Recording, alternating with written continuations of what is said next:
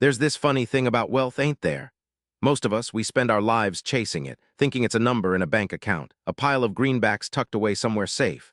We dig and we sweat, we sacrifice and we scramble, all for that feeling of having enough, of being rich.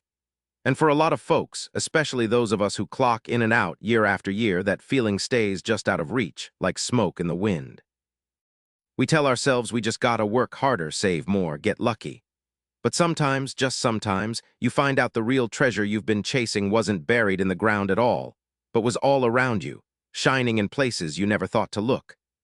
This ain't a story about striking oil or hitting the lottery, but about a different kind of fortune, one a man finds when he finally looks up from the endless digging. Eugene was one of those men who kept the world turning without anyone ever truly noticing the quiet effort it took. You wouldn't pick him out of a crowd, not special in any way that catches the eye. Just a man, 48 years old, and every single one of those years felt etched into the deep lines around his eyes, the permanent, slight stoop of his shoulders. He was a factory man, plain and simple, had been for a quarter of a century. You could find him most days at the big stamping plant down by the river, the one that smelled of hot metal and industrial lubricant even on a Sunday. He worked the third line, operating that monstrous Cincinnati press, a machine that shrieked like a banshee when it needed a greasing, and hummed with a low, bone-vibrating thrum when it was running just right. His uniform, a faded blue coverall that had seen more washes than he could count, always carried a smear of grease or a smudge of rust. It was a badge of his trade, one he wore without complaint, even though the stains seemed to be migrating deeper into the fabric with each passing year, becoming a part of the uniform itself, inseparable from Eugene. His face, always a bit shadowed by the brim of his worn cap, was a map of quiet endurance. His jaw was strong, set in a perpetual expression of focus, and his eyes, deep-set in a pale, almost watery blue, held a particular kind of weariness. It wasn't a tired that sleep could fix, but a deep-seated fatigue born of countless early mornings and late nights, of watching the clock tick by, minute by relentless minute, under the fluorescent glow of the factory floor. They were honest eyes, though, the kind that met yours directly without pretense, even if they didn't offer much in the way of conversation. But it was his hands, those were the real story. Knuckles thick as walnuts, skin rough and calloused like old boot leather, permanently stained with the faint, metallic ghost of machine oil that no amount of scrubbing could fully remove. There were scars, too, faint white lines across his palms and fingers, little reminders of close calls and minor mishaps that were just part of the job. These weren't the soft hands of an office worker or the nimble hands of an artist.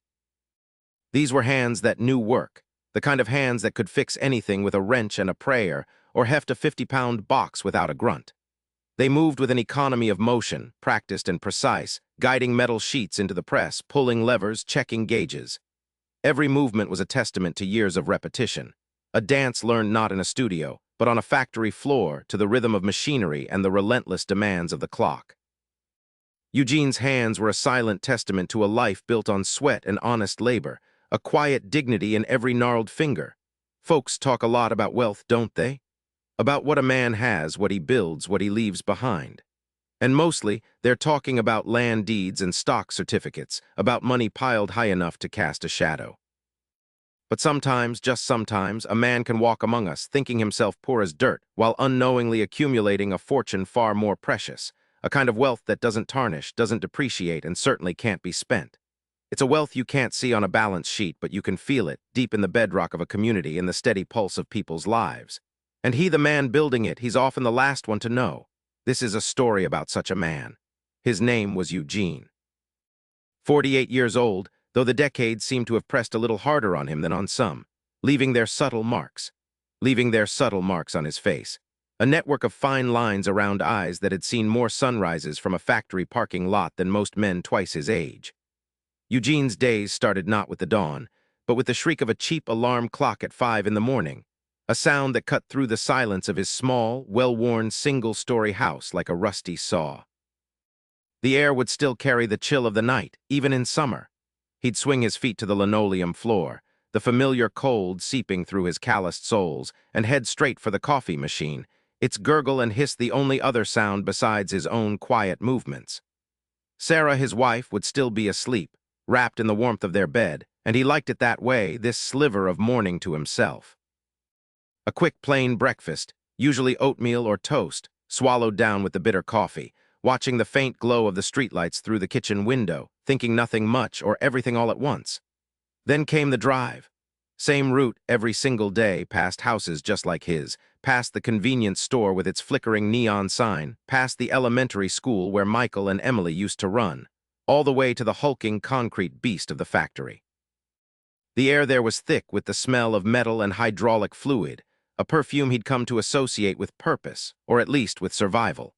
Inside, the noise was a constant roar, a symphony of presses clanging, conveyors rattling, forklifts beeping.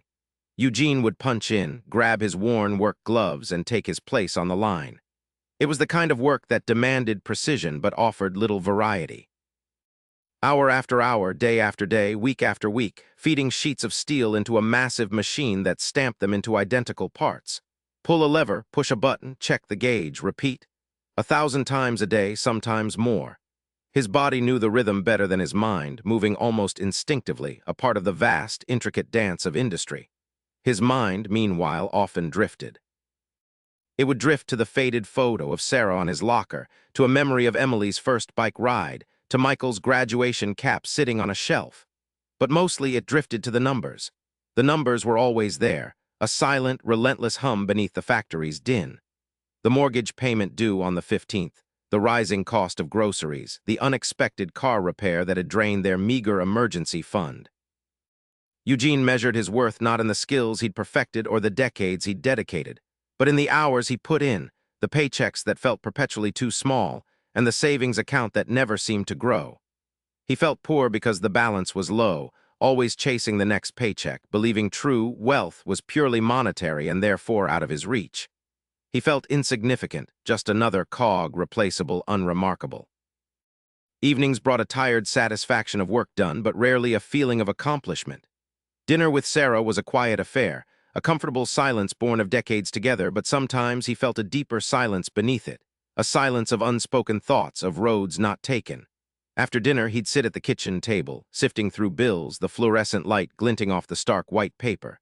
Each envelope felt like a fresh wound, a reminder of what they lacked, what he couldn't provide.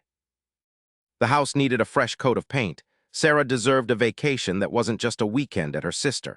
And he sometimes wondered if he deserved more than this endless grind. It was more than just the money that haunted him, though the fear of not having enough was a constant, dull ache. Deep down, beneath the stoic exterior, was a gnawing fear of failure, of reaching the end of his days and realizing he'd just been not done. He worried about being forgotten, a ripple in the pond that faded before it reached the shore. There was a quiet hope for more meaning, a desire to be valued beyond his labor, beyond the strength of his back and the precision of his hands. He rarely articulated his own needs, always prioritizing the immediate financial security of his family over the vague, undefined longing for personal fulfillment. He underestimated his own impact, seeing himself as a simple provider, a machine part when in truth he was so much more. The dreams he'd once harbored, perhaps a small workshop of his own, building things with his hands not out of necessity but out of joy, had long since been buried under layers of practicality and responsibility, like forgotten tools at the bottom of a crowded toolbox. He felt a quiet shame for those buried dreams, as if wanting something more was a luxury he couldn't afford, a weakness he had to suppress. So he just kept working, kept pushing, believing that to simply endure was enough. The factory floor was a symphony of controlled chaos, a rhythmic ballet of steel and sweat. Eugene moved within it like a seasoned conductor, knowing every beat, every pause, every potential misstep. One afternoon, the rhythm faltered. A piercing metallic shriek tore through the hum, followed by the sickening thud of a jammed press. The line shuddered to a halt, a gasp rippling through the workers, each man and woman momentarily frozen by the sudden silence. A few yards down, young Leo, barely 20, fresh out of trade school and still wearing that eager-to-please but terrified look, stood frozen, pale as a ghost. His hands, still clean compared to Eugene's perpetually grimy ones, hovered over the control panel, trembling. He made a critical error, a small miscalculation in the alignment, but on this scale it was enough to jeopardize the entire shift, maybe even damage equipment that would cost the company thousands. Everyone knew it. The foreman was already striding over, face tightening like a vice. Eugene, who'd patiently walked Leo through the intricate workings of that very press for weeks, saw it all unfold. He saw the mistake, but he also saw the kid's collapsing confidence, the raw terror in his eyes. He didn't yell, didn't even raise his voice. He simply moved, a blur of practiced motion honed by decades on the floor. Reaching the press before the foreman, Eugene's calloused hands went straight to the problem, bypassing the stalled controls, finding the manual override, and with a grunt, clearing the jam with a precise, almost surgical maneuver. The shriek died. The line, though still silent, was no longer in immediate peril. He then looked at Leo, not with anger, but with a steady, assessing gaze that held no judgment, only understanding. "Line's clear," Eugene called out to the foreman, cutting him off before he could unleash a tirade. "Just a minor alignment issue. We'll get it running after lunch." During his lunch break, while others scarfed down sandwiches and talked about the ball game, Eugene didn't sit. He pulled Leo aside, back to the press. The kid was still shaky, expecting a dressing down, maybe even a pink slip. But Eugene didn't focus on what Leo did wrong. Instead, he patiently, meticulously pointed to the faint scratch marks on the component, the subtle shift in the hydraulic pressure gauge that Leo had missed. He explained why it happened, the chain reaction of small misalignments that led to the big jam. He showed him how to anticipate, how to listen to the machine's subtle complaints before it screamed. Leo, initially slumped and defeated, slowly straightened, absorbing every word, his eyes wide with understanding, not fear. By the time the brake whistle blew, a different light was in his eyes, a glimmer of recovered confidence that Eugene found himself strangely proud of. A few days later, a strange sight happened. Two older folks, dressed in their Sunday best, stood awkwardly by the factory entrance looking for someone. Word spread quickly through the plant. They were Leo's parents. They'd come not to complain, not to ask for anything, but just to find Eugene. "Mr. Demetri," Leo's mother began, her voice thick with emotion, when they finally found him near the loading dock. "Our Leo, he told us what you did." He was so ready to quit, he thought he'd messed everything up, that he wasn't cut out for this. You saved his job. More than that, you saved his confidence." Leo's father, a man whose own hands looked as worn as Eugene's, nodded, a silent testament to the depth of their gratitude. "Thank you," he said, his voice husky. "Thank you for seeing past the mistake, for believing in our boy." Eugene mumbled something about just doing his job, shifting his weight uncomfortably. He wasn't used to this kind of direct, public thanks. But as he watched them walk away, their shoulders a little lighter, a strange, warm feeling bloomed in his chest. It wasn't about money or a promotion or even recognition from the boss. It was about something else entirely. For the first time, he saw, clear as day, the immediate, tangible impact he had on another person's life, on their future. It wasn't a number in a bank account, but a flicker of hope rekindled in a young man's eyes and the profound relief in a worried mother's face. That night, sleep wouldn't come. Eugene lay in bed, Sarah breathing softly beside him, the old house settling around them with its familiar creaks and groans. The digital clock on the bedside table glowed 3:17 a.m. He stared at the ceiling, the words of Leo's parents replaying in his mind, louder than any factory whistle. Saved his job, saved his confidence. He'd done things like that before, countless times. Helped a new guy with a jammed drill press, showed a young woman the trick to perfectly aligning a stubborn part, quietly took the blame for a minor mishap that wasn't his, just to shield someone else. It was just what you did, part of the unspoken code of the floor. But this time, seeing the sheer gratitude, feeling the weight of their thanks, it hit him different. It cracked something open deep inside. What had his life become? He asked himself the question, a whisper in the silent room, brutally honest in the pre-dawn quiet. A perpetual chase, chasing the next shift, the next paycheck, the elusive feeling of having enough. Always worried about the stack of bills on the kitchen counter, the rising cost of groceries, the aging roof that might need replacing soon. He'd built a life, sure, a good, solid, honest life. But was it rich? He thought back to his own buried dreams, the small workshop, the joy of creating. Those feelings had been eclipsed by the relentless pursuit of financial security, the belief that worth was measured in dollars and cents. He'd been so focused on filling his own wallet, or rather, trying to fill his perpetually lean wallet, that he'd missed something fundamental. He'd felt poor because his bank account was always low, always just scraping by, always just a cog. Insignificant, just another pair of hands. But today felt different. It wasn't about the money he saved the company by fixing the press. It was about the person he saved. It was the glow in Leo's eyes, the relief on his parents' faces. Was that what he was here for? Was that the real value he brought? Not just the widget he produced, but the life he touched. The idea was startling, uncomfortable, yet incredibly potent. It unsettled him in a way a bad financial statement never could. He had always defined wealth by what he accumulated. What if he'd been wrong all along? What if real wealth wasn't what you kept, but what you gave away, what you invested in others? The question hung in the air, heavy and profound, as the first faint hint of dawn began to paint the sky outside his window. The question hung in the air, heavy and profound, as the first faint hint of dawn began to paint the sky outside his window. The answer, or at least the beginning of one, arrived just a few days later, not in some grand epiphany, but in the grit and grime of the factory floor, amidst the roar of machinery and the scent of hydraulic fluid. A young kid named Leo, fresh out of trade school, had been working the new auto-assembler line for a few weeks now. Eugene had taken a quiet liking to the boy, seeing a bit of his own younger self in Leo's eager but sometimes clumsy movements, his earnest questions. Eugene had patiently shown him the ropes, the little tricks that weren't in any manual, how to feel the machine's rhythm, how to anticipate its quirks. He taught him how to listen to the whine of a bearing before it seized, how to spot a misaligned jig before it chewed up 1,000 units. It was the kind of unspoken mentorship that happened in factories all the time, passed down from calloused hand to greenhorn. This particular afternoon, the line was humming, a rhythmic symphony of clanks and whirs. Eugene was a few stations down, tightening a fixture on an old press when the sound changed. Not a gradual shift, but an abrupt, violent stutter, like a giant clearing its throat with a cough of metal. Then a sickening grind, followed by a screech that cut through the factory din. The auto-assembler, Leo's machine, shuddered to a halt, the conveyor belt freezing mid-motion, rows of half-assembled components suddenly still. A pall of quiet, unnatural and heavy fell over that section of the floor. Eugene dropped his wrench. His stomach tightened. He knew that sound. It meant trouble, big trouble. He strode over, bypassing the knot of anxious faces already forming. Leo stood there, pale as a ghost, his hands shaking slightly, eyes wide with a mixture of terror and shame fixed on a part that was clearly, catastrophically out of alignment.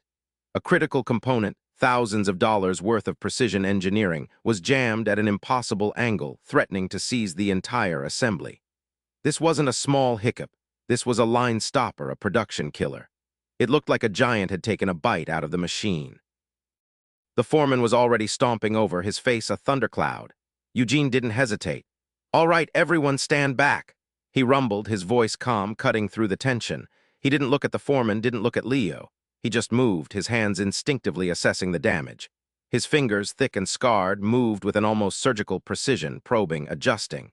He found the source of the jam, a tiny miscalibration Leo had clearly overlooked in his haste. It was a mistake any new guy could make, but it had cascading consequences. Eugene didn't scold, didn't even sigh. He just worked. He used a specialized pry bar, gently, painstakingly, nudging the delicate sensor back into place, then expertly dislodged the damaged part without further harm to the machine itself. Minutes stretched into an eternity, but slowly, surely, the crisis abated. The line foreman, who'd been on the verge of erupting, watched, grudging admiration replacing his anger. With a final, knowing turn of a wrench, Eugene stepped back. "Fire it up, Leo," he said, his voice flat but without malice. The young man, still trembling, hesitantly hit the power. The machine whirred to life, a little hesitant at first, then settled back into its familiar rhythm, the conveyor belt resuming its slow march. The damaged part was jettisoned, a small price to pay for what could have been a much larger disaster. During lunch break, while others grumbled about the delay and the near miss, Eugene didn't eat. He pulled Leo aside, away from prying eyes. He didn't lecture. Instead, he drew a diagram on a greasy napkin, showing him the intricate interplay of gears and sensors, explaining why that specific part, when misaligned, could bring everything to a halt. He showed him the subtle vibration, the barely perceptible hum, that would have warned him had he been truly listening to the machine, not just looking at it. Leo nodded, absorbing every word, his face still etched with worry but now mixed with a deep, silent understanding. "Thank you, Eugene." He'd finally managed, his voice thick with emotion. 2 days later, just as the shift was ending, a well-dressed couple stood awkwardly by the time clock, looking around for someone. They spotted Eugene, still covered in a fine layer of dust and grease, and approached him tentatively. It was Leo's parents. They'd heard about what happened. His mother, a small woman with kind eyes, wrung her hands. His father, a burly man who clearly worked with his hands too, took a deep breath. "Mr. Miller," the father began, his voice hoarse. "Our son Leo, he told us what you did, about the machine. About after. Eugene just nodded, a bit uncomfortable with the attention. Just doing my job. No, sir, the mother interjected, stepping forward. Her eyes were bright with unshed tears. You did more than that. He was ready to quit, Eugene. He thought he'd ruined everything. He called us in a panic, said he wasn't cut out for it, said he was too stupid. But then he told us how you stayed with him, how you showed him, not just yelled at him. You saved his job, Mr. Miller. But more than that, you saved his confidence. You showed him he could learn. You showed him someone believed in him. Her words hit Eugene like a physical blow, not a painful one, but a jarring impact that reverberated deep inside him. He stood there, the factory noise fading into a distant hum, the parents' gratitude washing over him. Saved his job, saved his confidence. Not a dollar amount, not a quantity of widgets, but the future of a young man, the belief in himself. He had seen the raw fear in Leo's eyes, and now he saw the profound relief in his parents. This wasn't about him fixing a machine, it was about him fixing a life. It was a tangible, undeniable impact. That night, sleep was a distant shore. Eugene lay in bed, Sarah breathing softly beside him, the digital clock on the nightstand glowing 3:17 a.m. His mind, usually tired and quiet by this hour, was a maelstrom. He thought about Leo's parents, their earnest faces, their heartfelt thanks. You saved his confidence. Those words kept circling, an insistent drone in the quiet of the night. He'd spent his entire adult life chasing the ghost of enough. Enough money, enough security, enough to keep the wolves from the door. He'd measured his worth by the hours he clocked, the steady paycheck, the fact that he never missed a day. He'd seen himself as a provider, a sturdy, unwavering pillar for his family. But deep down, there was always that gnawing feeling of being invisible, interchangeable, just another cog in a giant machine. He'd seen the successful businessmen on TV, the ones with the big houses and the fancy cars, and told himself that was wealth. He felt poor because his bank account rarely swelled, because retirement seemed a distant, precarious dream, because the bills always seemed to multiply faster than his earnings. He'd always believed he was chasing the right thing, the only thing that mattered. But what if he'd been wrong? What if he'd been so fixated on the numbers in his bank account that he'd missed the true ledger, the one that tracked something far more valuable? He'd always dismissed the small acts of help, the quick tips, the patient explanations he gave younger workers as just part of the job. Things anyone would do. He'd never seen them as investments. He'd never seen them as building anything. He'd never seen them as wealth. Lying there in the dark, the truth, brutal and undeniable, began to claw its way into his consciousness. He had been building something all these years. He had been quietly shaping, supporting, instructing. He had been making an impact, even when he didn't realize it. But because it didn't come with a monetary value, because it didn't show up on a tax return, he had completely devalued it. He had walked through his life with his eyes fixed on the pavement, completely missing the sky. A profound sense of regret, bitter and sharp, washed over him. All those years, feeling insignificant, feeling like just a pair of hands. All those years, believing he was poor because he wasn't rich in the way the world defined it. And all that time, he had been quietly accumulating a different kind of fortune, a wealth of human connection, of imparted knowledge, of strengthened confidence. He'd been building a legacy in people, not in paper, and he had never even bothered to count it. He had been rich all along, and he hadn't even known it. The realization was devastating in its clarity, shaking the very foundations of his self-perception. His life, as he knew it, felt suddenly irrevocably changed. His life, as he knew it, felt suddenly irrevocably changed. The clock on the bedside table glowed 3:47 a.m. Eugene lay utterly still, the ceiling a blurry canvas for the replayed scenes of his life. Every tired commute, every stacked bill, every quiet sigh Sarah ever let out, they all coalesced into a single, overwhelming truth. He had been selling himself short.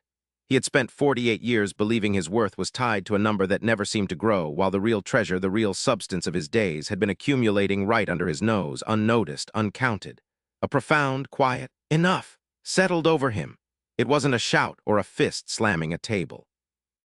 It was deeper, more fundamental, like the bedrock shifting beneath a mountain. Enough of feeling small, enough of the constant ache of scarcity, both in his wallet and in his spirit. Enough of letting the world define his value by what he lacked instead of by what he quietly, consistently gave. He didn't know what came next. Didn't have a plan, a strategy, or a roadmap. All he knew was that the old road, the one paved with invisible regrets and unrecognized contributions, was no longer an option. He couldn't go back to seeing himself as just another pair of hands on the line, just another number on the payroll. He simply couldn't. He turned his head slowly, looking at Sarah. Her face was soft in the dim light, a peaceful curve to her lips. She had believed in him even when he hadn't believed in himself. She had seen the good, the reliable, the steady man. While he'd been so busy counting pennies, he missed the gold he was pouring into others. For her, for Michael and Emily, for the quiet satisfaction that had eluded him for so long, something had to shift. He closed his eyes, not for sleep, but for a new kind of reckoning. The 5 a.m. alarm tore through the quiet dark with its usual brutality, but this morning it felt different, sharper, more insistent. Eugene swung his legs out of bed, the familiar chill of the linoleum a sudden jolt. Every step towards the bathroom, every pull of the razor across his jaw, every sip of lukewarm coffee felt magnified, imbued with a strange, heavy significance. The world outside his window was still painted in pre-dawn gray, but something inside Eugene was already straining towards the light. He drove the familiar route to the factory, the old pickup rattling like a bag of loose bolts. The same potholes, the same faded storefronts, the same cold, steel gate. But his eyes weren't fixed on the pavement today. He looked up past the grimy bricks of the main building towards the sky just beginning to blush pink. It wasn't about the sky, not really. It was about seeing past the immediate, the routine, the expected. Punching in felt like a weight, a heavy cloak settling on his shoulders, but this time it was a cloak he would wear with new eyes. The deafening hum of the machinery, the clang of metal, the smell of oil and sweat, it all washed over him as usual, yet he felt a strange, almost nervous energy buzzing beneath his skin. How did one even begin? How did one actively look for legacy among the relentless push of production? His eyes drifted across the floor, past the veterans with their practiced efficiency, to the younger faces. There near the new welding station stood Daniel, the very kid whose near mistake had been Eugene's jarring trigger. Daniel was wrestling with a thick piece of pipe, trying to get the angle just right for a joint. His brow was furrowed, his shoulders tense. He looked frustrated, close to slamming the pipe down. Eugene felt the old instinct rise. Walk past, let him figure it out, he'll get it eventually. It wasn't his job to babysit. But then the image of Daniel's grateful parents flashed in his mind, their quiet sincerity a stark contrast to the clanging chaos of the factory. He paused. A beat. Then another. He felt a peculiar self-consciousness, almost awkward, as if he was about to do something utterly out of character. This felt exposed, but the resolve from the pre-dawn darkness held firm. He took a slow, deliberate breath, then walked towards Daniel. The kid didn't notice him at first, still absorbed in his battle with the pipe. Eugene cleared his throat, a sound almost swallowed by the factory's roar. Daniel jumped, spinning around, his face tight with embarrassment. "Trouble with that angle, huh?" Eugene's voice was rough as always, but there was a new softness around the edges that even he didn't recognize. Daniel nodded, looking down at his boots. "Yeah, this one's a real pain. Keeps slipping." Instead of immediately grabbing the pipe, instead of fixing it himself, Eugene simply leaned in, his eyes scanning the setup. "See where you're holding it?" He gestured with a calloused finger, not touching. "You're fighting the weight. Let the clamp do more of the work. And try rotating it clockwise just a hair so gravity helps you instead of working against you." He demonstrated with his hands, miming the motion, talking the kid through it, not rushing. "You don't want to muscle it. You want to dance with it." Daniel looked from the pipe to Eugene's hands, then back to the pipe, a slow understanding dawning in his eyes. He adjusted his grip, tweaked the clamp, and with a small, almost imperceptible shift, the pipe settled, perfectly aligned. A small gasp of relief escaped Daniel's lips, followed by a quick, embarrassed grin. "Whoa, yeah, thanks, Eugene." Eugene simply grunted, a familiar sound, but this time it felt different. As he walked away, back to his own station, there was no grand feeling of triumph. No bells, no whistles. Just a quiet, humming warmth in his chest, a sensation he hadn't felt in years. It was a faint spark, barely visible in the vast, noisy expanse of the factory floor, but it was there. And for the first time in a long time, the day didn't feel like just another grind towards another paycheck.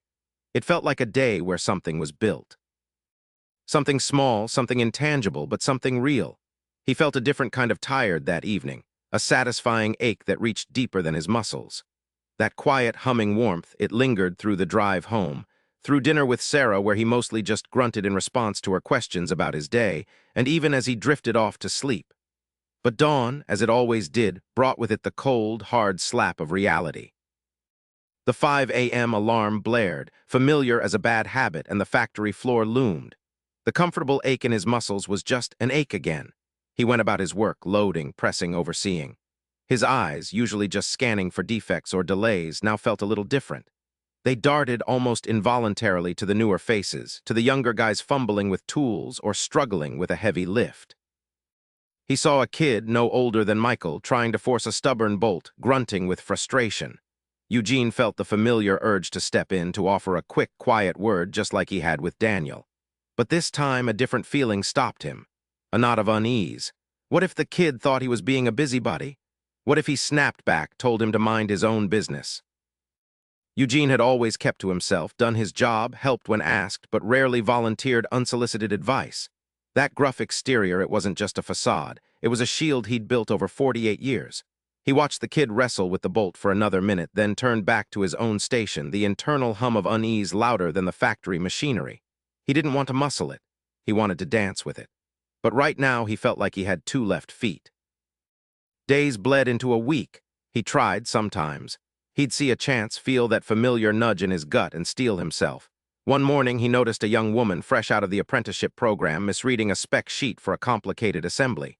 A simple error, but one that would lead to hours of rework down the line. Eugene hesitated. She seemed so focused, so determined to prove herself. Would she see his help as an insult? He walked past her station 3 times, the words forming on his lips, then dying unspoken.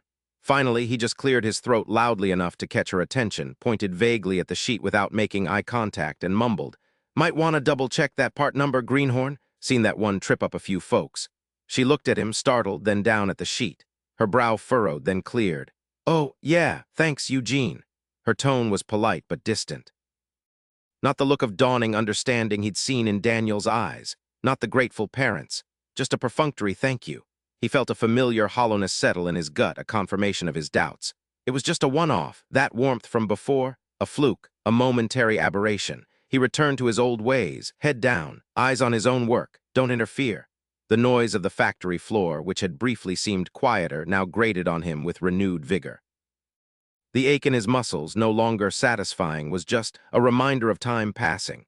He caught himself staring blankly at the wall during lunch, chewing slowly, the taste of his sandwich like ash in his mouth. "Everything all right, Gene?" Sarah asked him one evening, her eyes sharp as she watched him pick at his dinner. "You've been mighty quiet lately, even for you." He just grunted, pushing a pea around his plate with his fork. "Just tired, Sarah. Long week." It was the truth, but not the whole truth. He couldn't articulate the dull ache in his spirit, the lingering ghost of a feeling he couldn't quite grasp. How could he explain that he felt a peculiar kind of failure, not because he hadn't achieved something, but because he hadn't even tried to achieve it consistently? He found himself at 3 a.m. one night, staring at the familiar ceiling, the hum of the old refrigerator the only sound. What was he doing? Chasing some fuzzy feeling that would never put more money in the bank. He was Eugene, the quiet factory man. That's who he was. That's who he'd always been. Trying to be something more, trying to connect, it just felt awkward. Like wearing a suit that didn't quite fit. Maybe he was just meant to be a cog. A dependable, quiet cog, keeping his head down until retirement, then fading away, just another name on a pension list. The fear of being forgotten, it snaked its cold fingers around his throat.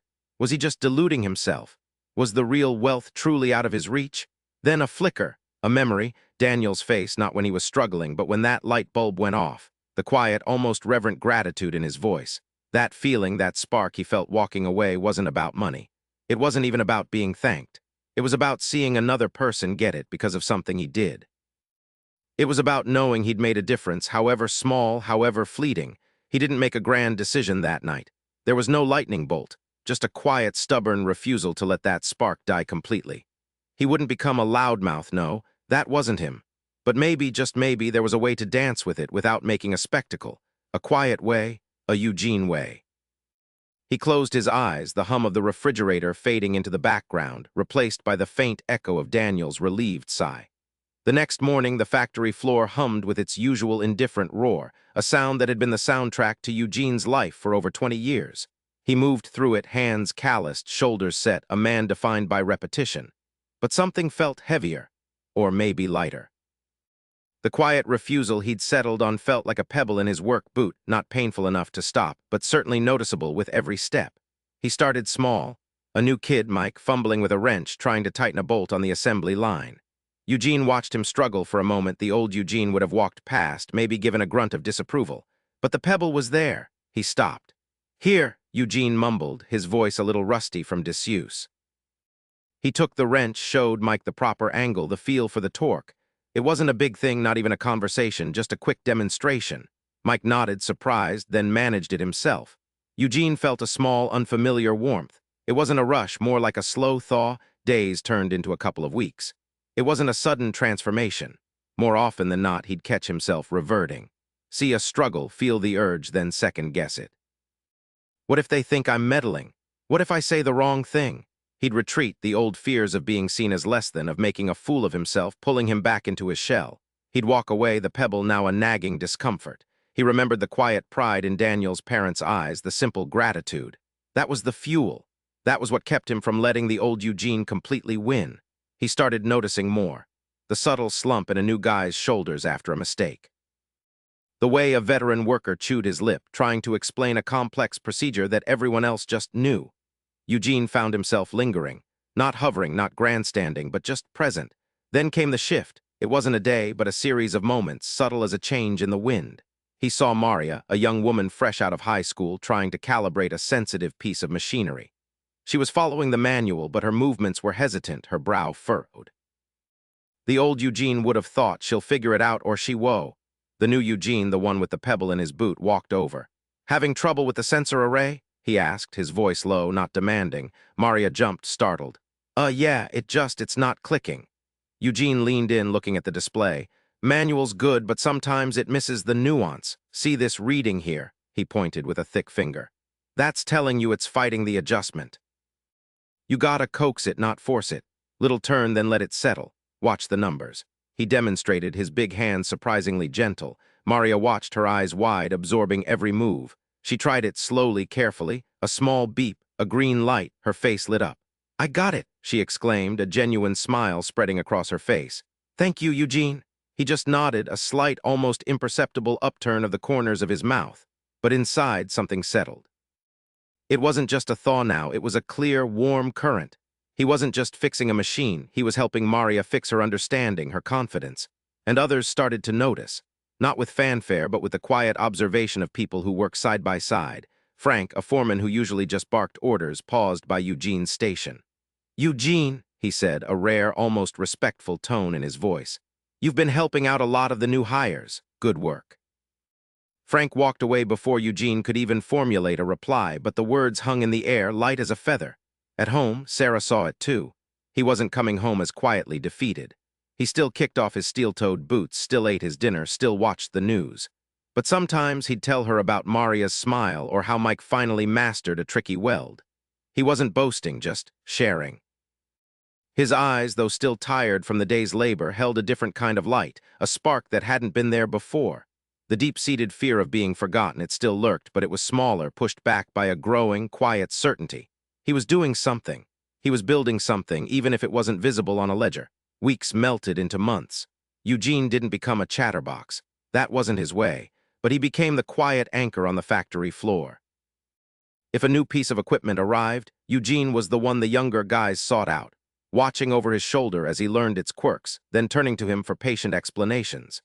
He'd explain the why, not just the how, drawing on decades of unspoken knowledge, the kind you only get from touching, feeling, breaking, and fixing.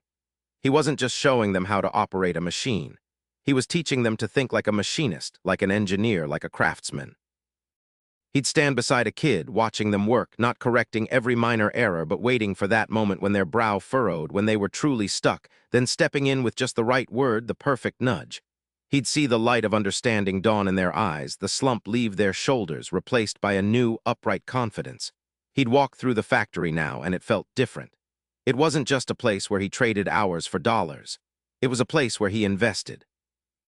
He saw the young men and women he'd helped, moving with more purpose, making fewer mistakes, their own skills growing. He saw the subtle respect in their nods, the gratitude in their smiles. He saw foremen subtly redirecting new hires to, "Go ask Eugene." He wasn't the boss, but he was a pillar. His bank account hadn't swollen. The old house still needed that fresh coat of paint. But when he looked around, he didn't feel poor anymore. He saw Daniel thriving in the maintenance department, now teaching the next batch of apprentices. He saw Maria, confidently tackling complex diagnostics. He saw Mike, a skilled welder, no longer just a kid with a wrench. He saw a growing network of capability, confidence, and quiet respect. Eugene used to think being rich meant a fat wallet. Turns out it's about what you leave behind in people, not what's left in your bank. Helping someone stand tall, that's the real treasure you build.